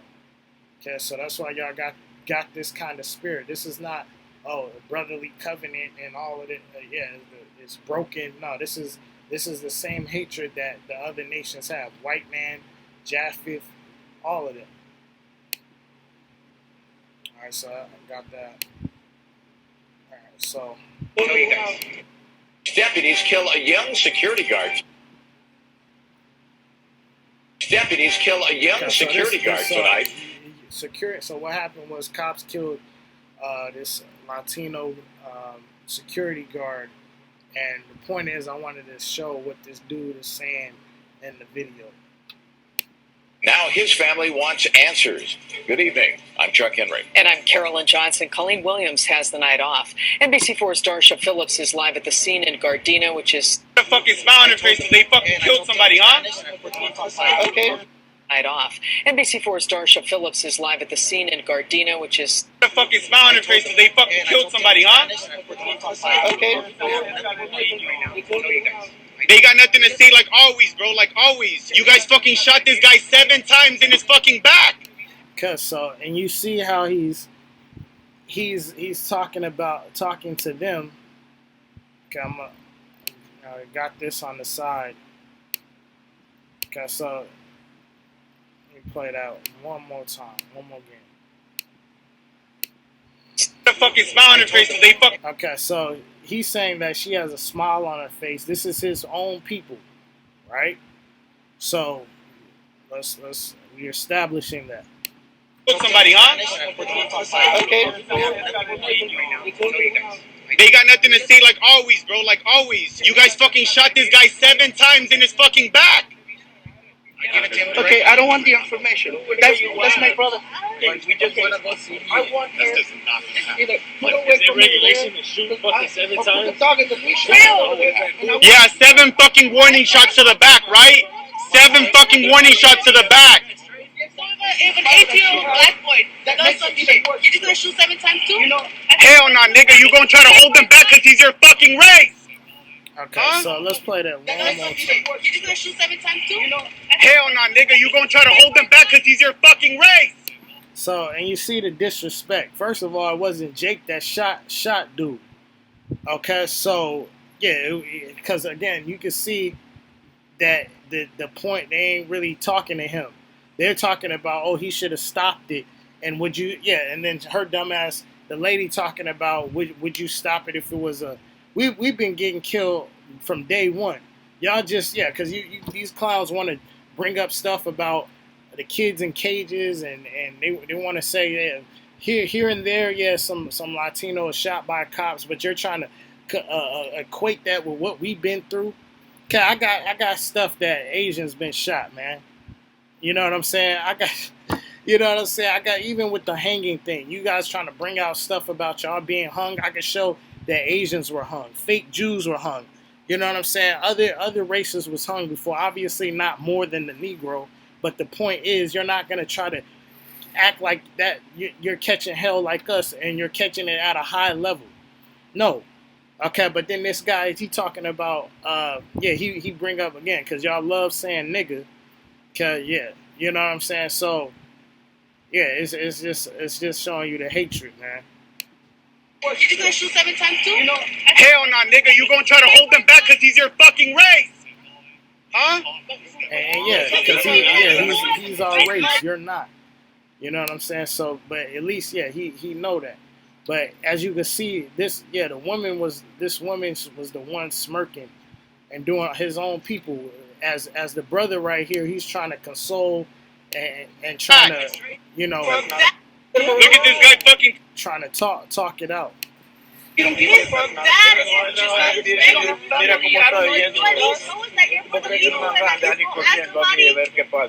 if he can go, look at this guy fucking taking leadership when the fucking supervisor in charge is being a fucking loser. The fucking smile. Yeah, so yeah, Jake taking charge, but you calling him a nigga.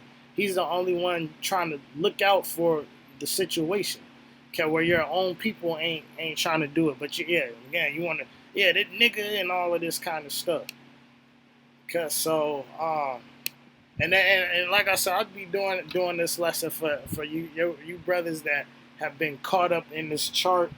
You know what I'm saying? Caught up thinking, yeah, you always, oh yeah, the Issachar, yeah, I work with Issachar, and just labeling every Hito that you see or Mexican that you see Issachar.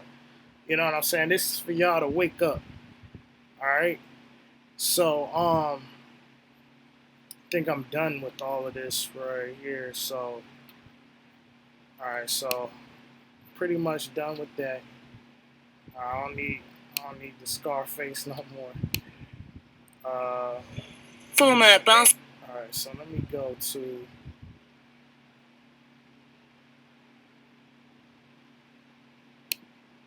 Okay, so there's more racism in Mexico.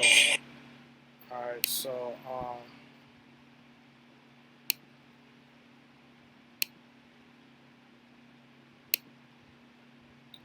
so let me play this.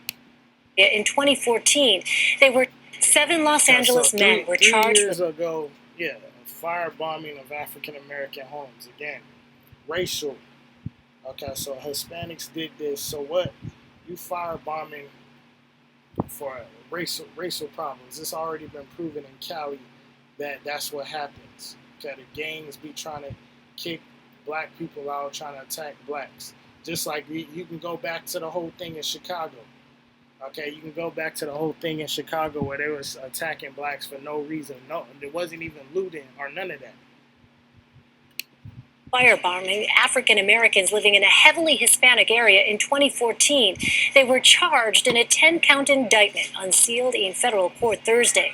They were also charged for their roles in a racketeering enterprise that used violence and intimidation. Justice reporter Paula Reed is in Washington to discuss it all. Paula, the Justice Department says this is one of the largest civil rights indictments in local history. What are prosecutors alleging? That's right, Elaine. This is one of the biggest cases that they've brought in under the civil rights statute in quite some time, which is also part of why it took so long to actually get this indictment, approximately 2 years.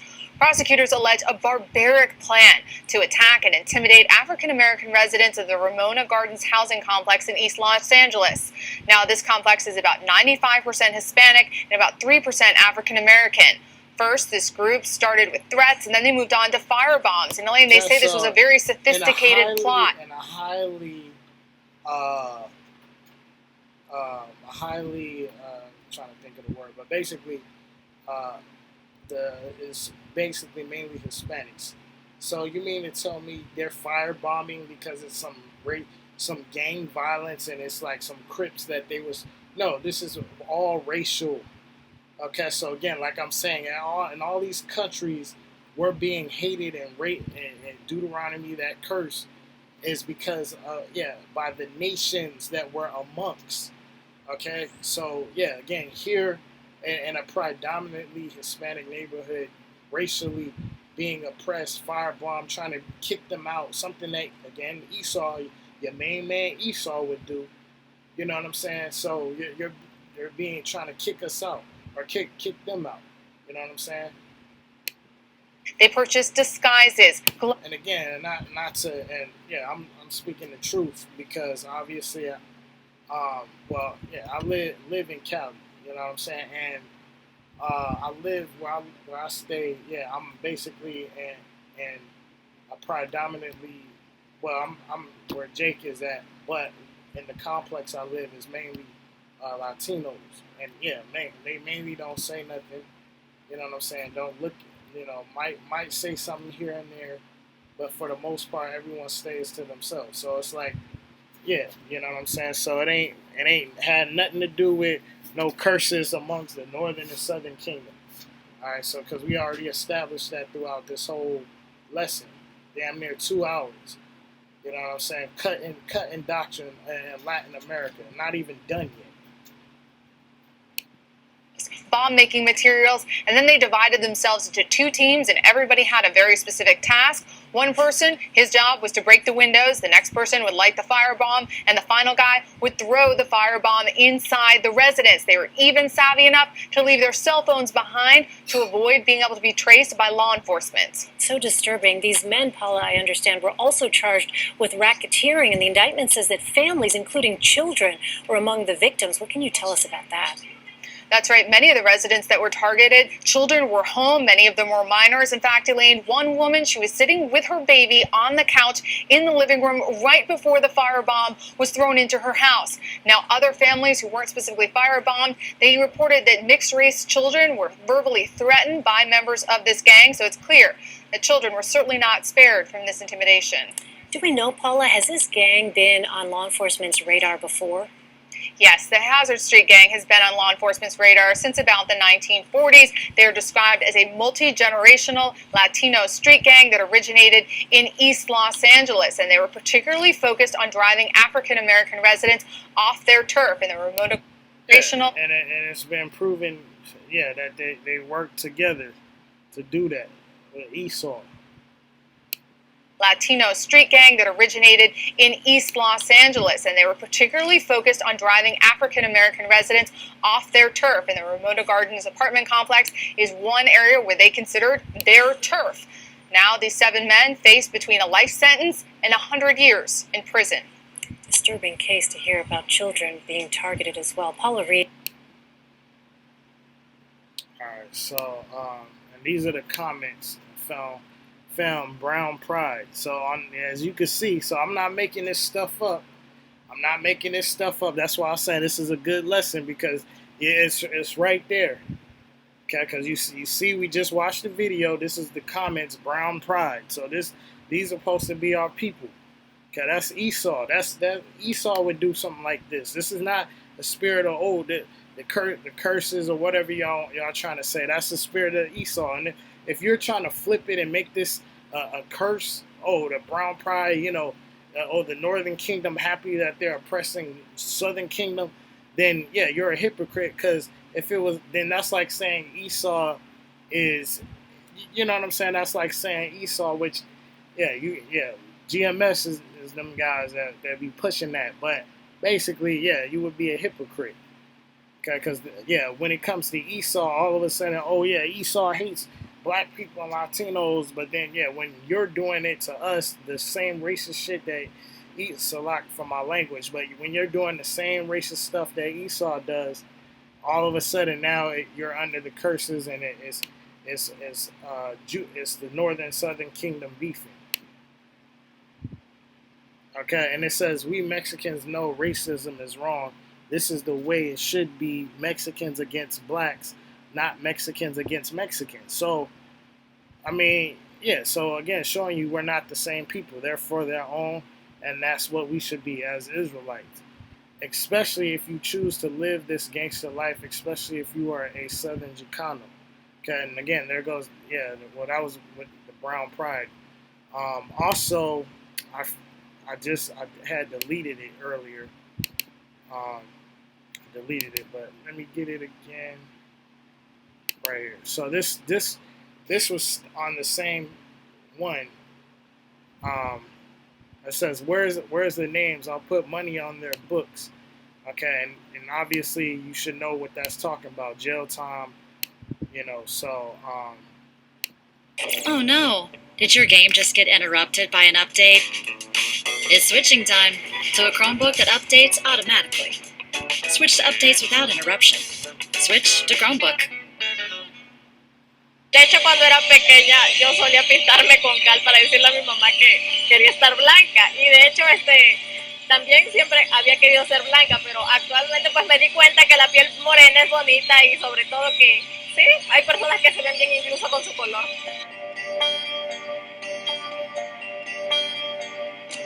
Como los españoles esclavizaron a nuestro país, pensaron que los negros deberíamos seguir siendo esclavos, que los negros somos feos, que los negros somos malos, que los negros, etcétera, un montón de discriminación.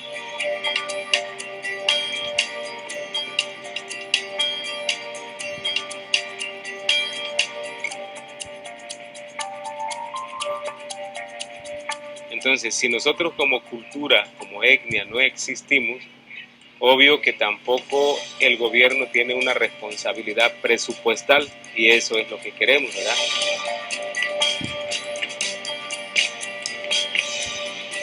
Me parece bien que estén fomentando eso a los jóvenes, porque pues desafortunadamente vamos perdiendo nuestras tradiciones y no sabemos de dónde venimos. Lo que falta más educación, más culturas afro, darle a conocer los diferentes tipos de culturas que tenemos.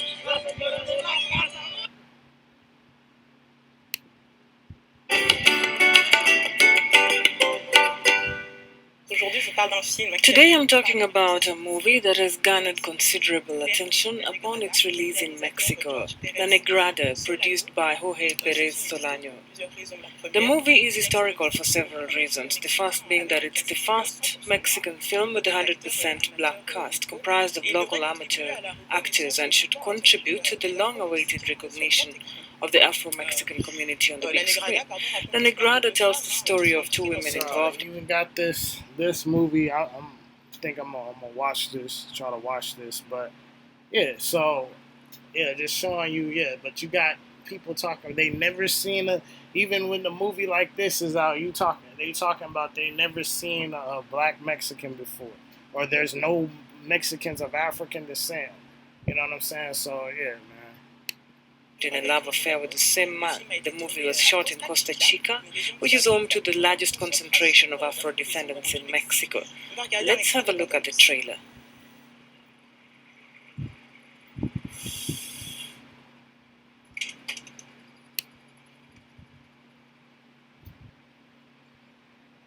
Tu n'es pas mexicaine, non? D'où viens-tu, négresse?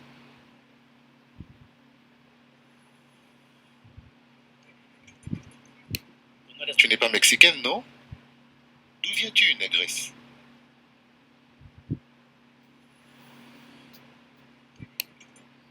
There are Mexicans nobody sees. Okay, outcasts.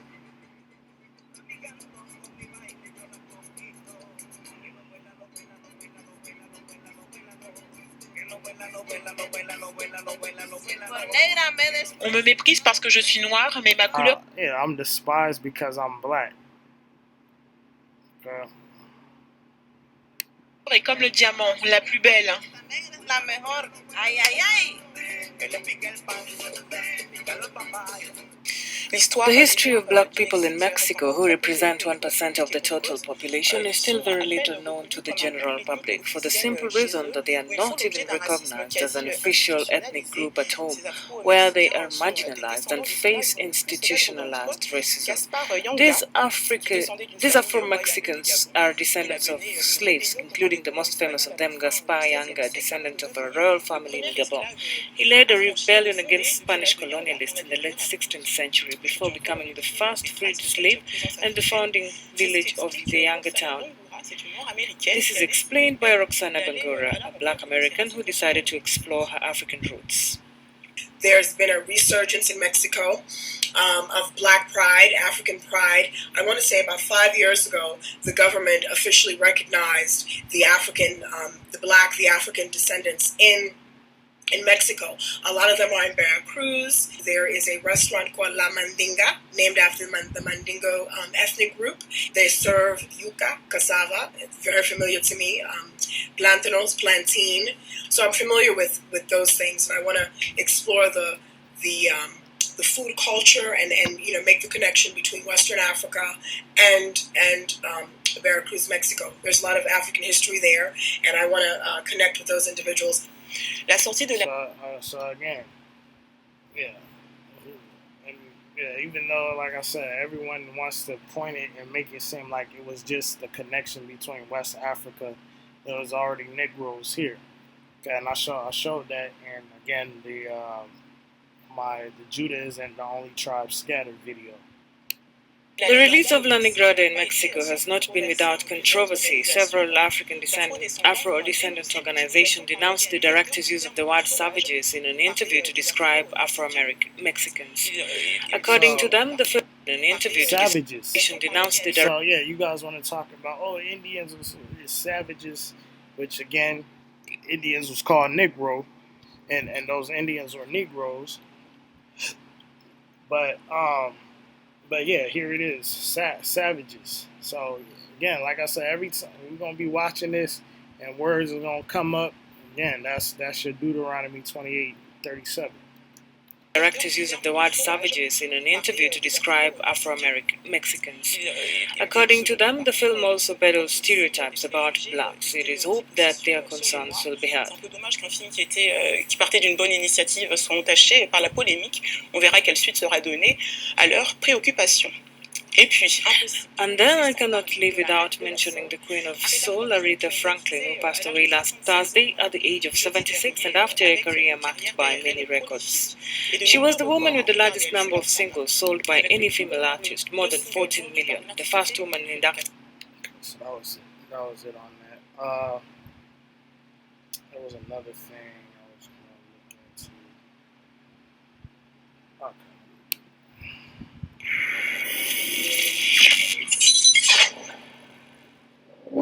So, 18 years old, you decide to go pro.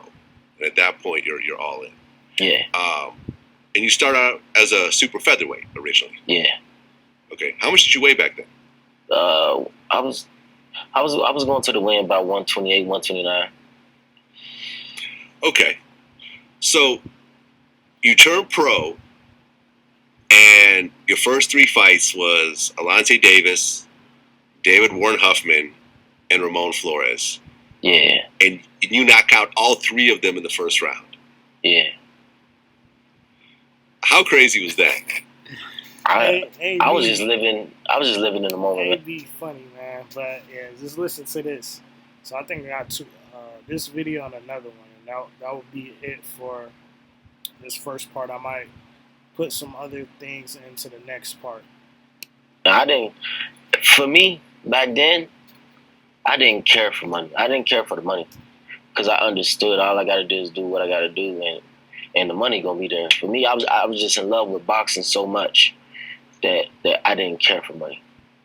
That's why when people see me, like, I fight on Saturday night and I'll be right back in the gym on Monday.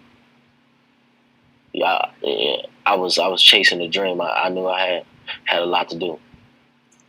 How did it feel to win your first professional fight? It was surreal, man. It was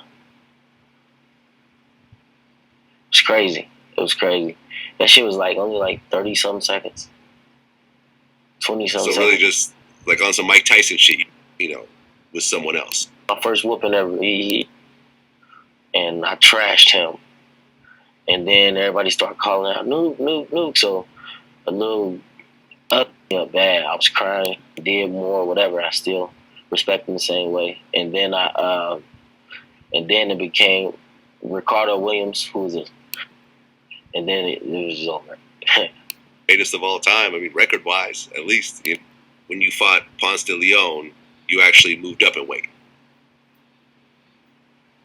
Yeah, kind of, sort of. But I was a natural featherweight. So when I fought Ponce de Leon, they brought me in thinking I was going to lose to him. He had more knockouts than I had fights already at the time. He was already a world champion before, so they just thinking I'm in over my head. I was signed with Golden Boy at the time, with they bitch ass. I don't fuck with them at all. They only for Mexican fighters too.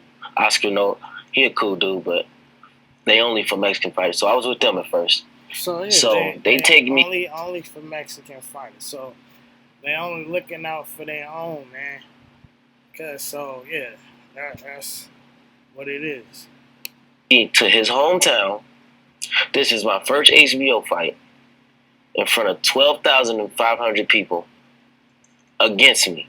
So I come into the Golden, but this is my first time being in the Golden Boy office. They said they got to talk to me or whatever. So I come in. They sit down. They real serious, I don't take shit serious, but boxing. So they real serious, and they this guy, he's very dangerous. I'm like, man, shut the fuck up. Where the donuts at? And they looked at me like I had shit on my forehead. So they just cut it right there. So I go get some donuts and shit, or whatever. Then come fight night, I beat him. Unanimous decision. I beat him in his hometown. And the crowd, I had everybody that was with me in red shirt. Yeah, y'all can watch that, but I just wanted to get to that point. Right, when so this freeway Ricky Ross, and this is what he says. When you interviewed with us, might have been the first time, you talked about how different black gangs are from Mexican gangs. Mm-hmm. You say how essentially black gangs, they have a shot collar maybe in the neighborhood and so forth, but they don't have the same level of structure and so forth. Black gangs really don't have the leadership stuff like no, not like I mean, I've been in the joint with I've never been around Mexican gangs before or white gangs before. They have leaders. They have what they call shot callers. But you're saying that the Crips and Bloods didn't have that. They don't really go by those rules, you know.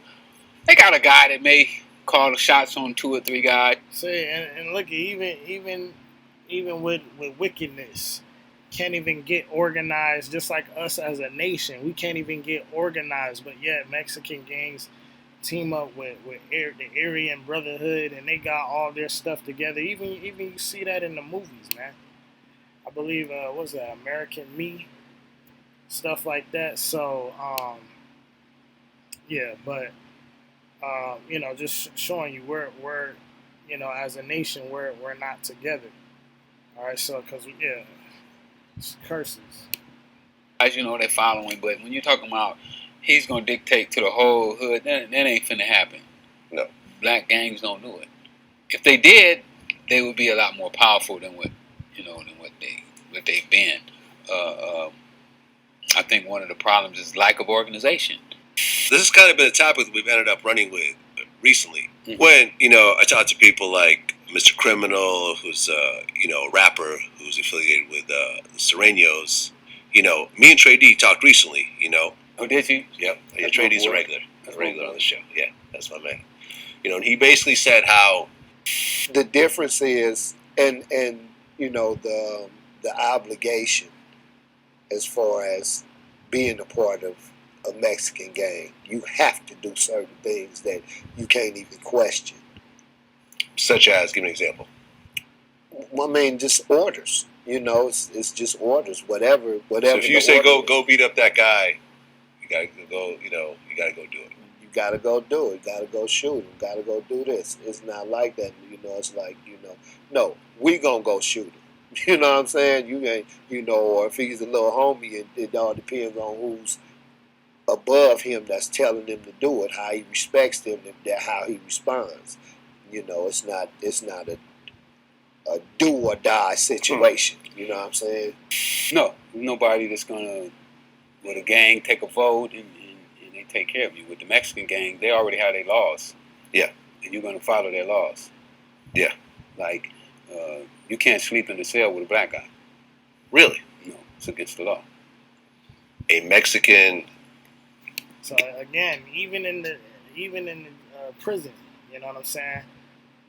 Cause so divided, just like everyone was divided with Esau. So again, it's these men that's trying to make it like, oh yeah, it's again brotherhood, and all of this stuff. You know what I'm saying? But nah, like again, just like George Lopez is saying, don't bring a black man home. You know, don't bring no black person home. Likewise, that's how they act in the prison system. All right, so Gang member cannot have a black cellie. No. He has to go to the hole. So he has to basically fight that guy.